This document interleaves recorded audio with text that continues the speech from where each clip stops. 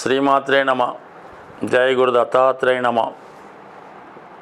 ఈ వీడియోలో మనం మార్చి 23 నుంచి 29 మధ్యలో జరగబోయే వార ఫలాలు వృశ్చిక రాశి వారికి పరిశీలించినప్పుడు మరి ఈ రాశి వారికి ఈ వారంలో పర్టిక్యులర్గా కుజగ్రహం అష్టమ స్థాన సంచారం.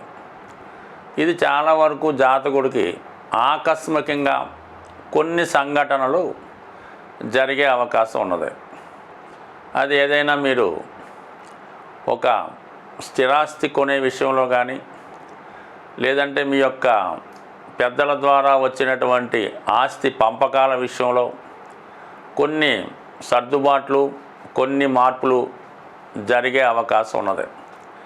ఏదైనా ఈ వారంలో మీకు మీ యొక్క రక్త సంబంధీకుల వల్ల దాయాదులు అవ్వచ్చు, అన్నదమ్ములు అవ్వచ్చు, భూముల వల్ల కొన్ని అనుకోని ఇబ్బందులు వచ్చినప్పటికీ కూడా చివరికి మీకు అది లాభసాటిగానే ఉండే అవకాశం ఉన్నది. బట్ ఏదైనా మరి ఘర్షణ వాతావరణం, గొడవలు వాటికి వెళ్లకుండా చాలా వరకు సామరస్యంగానే మీ యొక్క సమస్యల్ని పరిష్కరించుకోవాల్సి ఉంటుంది. మీరెంత ఎమోషన్కి, ఎంత కోపానికి గురైతే మీకు అంత నష్టం అని గమనించి మీ యొక్క స్థిరాస్తి సంబంధించిన విషయాలు, వ్యక్తిగత విషయాలు పరిష్కరించుకునే విషయంలో చాలా నిదానంగా పాటించడం మంచిది. అలాగే వివాహ సంబంధించిన విషయాల్లో కొడుకు కొన్ని విభేదాలు, కొన్ని చికాకులు చాలా జాగ్రత్తగా పరిశీలించుకోవాల్సి ఉంటుంది. ఇక 5వ స్థానంలో ఏర్పడినటువంటి ఈ 4 గ్రహాల కూటమిలో మరి ముఖ్యంగా ఈ రాశి వారికి అనుకూలంగా ఉన్నటువంటి గ్రహాలు మరి బుధ, శుక్ర, రవి, ఈ 3 గ్రహాలు కూడా ఇంచుమించుగా అటు ఇటుగా ప్రయాణిస్తూ ఉంటే మరి ఈ వారంలో ఒకే రాశిలో ఉండడం, అందులో శుక్రుడు ఉచ్చస్థితిలోకి ఉండడం వల్ల అనూహ్యంగా మీ యొక్క జీవిత భాగస్వామికి ఒక మంచి గుర్తింపు కానీ, ఒక ఉన్నత స్థాయి పదవి కానీ వచ్చే అవకాశం ఉంది. ముఖ్యంగా ఈ రాశిలో ఉన్నటువంటి కళాకారులు కానీ, సినిమా, టీవీ, మీడియా రంగానికి చెందిన వారు ఎవరైనా ఉంటే వారికి చాలా వరకు గుర్తింపులోకి రావడం, అలాగే 10 మంది దృష్టి మీ మీద పడడం వల్ల మంచి మంచి అవకాశాలు వస్తాయి. దానికి అనుగుణంగానే మీలో ఉన్నటువంటి టాలెంట్ బయటపడడం వల్ల గొప్ప గొప్ప అవకాశాలు మీకు చుట్టుముట్టే అవకాశం ఉంది. జాగ్రత్తగా దాన్ని నిర్ణయించుకొని వచ్చిన అవకాశాలను మీరు ఉపయోగించుకుంటే ఇంచుమించుగా మీరు లైఫ్లో సెటిల్ అయ్యే అవకాశాలు కూడా చాలా వరకు ఈ రాశిలో ఈ వారం మీకు కనబడుతున్నాయి. అలాగే మరి దశమాధిపతిగా వృత్తికారకుడైనటువంటి రవి 5వ స్థాన సంచారం వల్ల కొన్ని సందర్భాల్లో వృత్తి మార్చడానికి, వృత్తి మారడానికి కొన్ని ప్రయత్నాలు జరుగుతాయి. ఒకవేళ మారే ఉద్దేశం ఉంటే కంపల్సరీగా ఫీల్డ్ మారచ్చు. అంటే మీరు ఒక వృత్తిలో ఉంటే వేరే వృత్తిలోకి మారడానికి, మీడియాలో ఉంటే ఇంకో దాంట్లోకి ఇలా మారడానికి అవకాశం ఉంది. బట్ ఏదైనా ఈ యొక్క మార్పు మీ యొక్క మనసుకి చాలా సంతోషాన్ని, ఉత్సాహాన్ని కలిగిస్తుంది. అలాగే ఆర్థిక పరంగా మిమ్మల్ని బాగా ఉన్నత స్థాయికి తీసుకెళ్లే అవకాశం ఉన్నది. ఇది విద్యార్థులకు కూడా ఒక గొప్ప అవకాశంగా మనం భావించవచ్చు. ఎవరైతే ఉన్నత విద్య అంటే పోస్ట్ గ్రాడ్యుయేట్ లాంటి కోర్సుల్లో ప్రవేశించడానికి, రీసెర్చ్ లాంటి కోర్సుల్లో ప్రవేశించడానికి, ముఖ్యంగా ఈ రాశిలో ఉన్నవాళ్ళు మెడికల్ సంబంధించిన వృత్తిలో అంటే మెడికల్ విద్యలో ప్రవేశించడానికి కానీ, ఇంకా సూపర్ స్పెషాలిటీ లాంటి కోర్సుల్లో ప్రవేశించడానికి కూడా ఈ గ్రహస్థితి మీకు చాలా వరకు అనుకూలించడం జరుగుతుంది. బట్ ఏవైనా మీ యొక్క టాలెంట్కి తగిన గుర్తింపు కంపల్సరీగా వస్తుంది. అలాగే రాబోయే గ్రహస్థితిలో మీకు అర్ధాష్టమ శని 1-2 సంవత్సరాలుగా మీ యొక్క ప్రయత్నాన్ని ఫెయిల్యూర్ చేస్తూ మిమ్మల్ని అదే స్థాయిలో ఉంచడం జరిగింది. మరి ఈ వారం చివరిలో ఈ అర్ధాష్టమ శని నుంచి బయటపడడం, మరి ఈ శని భగవానుడు కూడా మీకు అనుకూలమైనటువంటి 5వ స్థాన ప్రవేశం వల్ల కంపల్సరీగా వృత్తిపరమైనటువంటి స్టెబిలిటీ, గుర్తింపు ఈ రాశి వారికి రాబోతుంది. గ్రహాలు మన గోచారం లాంటి ఫాలో అయినప్పుడు కొన్ని గ్రహాలతో కలిసినప్పుడు కొన్ని రంగాల మీద వాటి ప్రభావం చూపడం జరుగుతూ ఉంటుంది.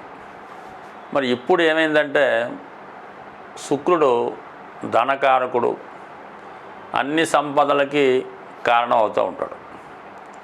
అటువంటి శుక్రుడు రాహుగ్రహంతో కలియడం వల్ల ఇంచుమించుగా అన్ని రాశుల వారికి విపరీతమైనటువంటి ఫైనాన్షియల్ స్ట్రగుల్ ఏర్పడడం జరుగుతూ ఉంటుంది. అలాగే సొసైటీలో బాగా నేమ్ కలిగినటువంటి స్త్రీలకి కొన్ని అపవాదాలు కానీ అనారోగ్య సమస్యలు కానీ కనబడుతూ ఉంటాయి. అసహనంగా వాళ్ళు కొంత ఫీల్ అవుతూ ఉంటారు.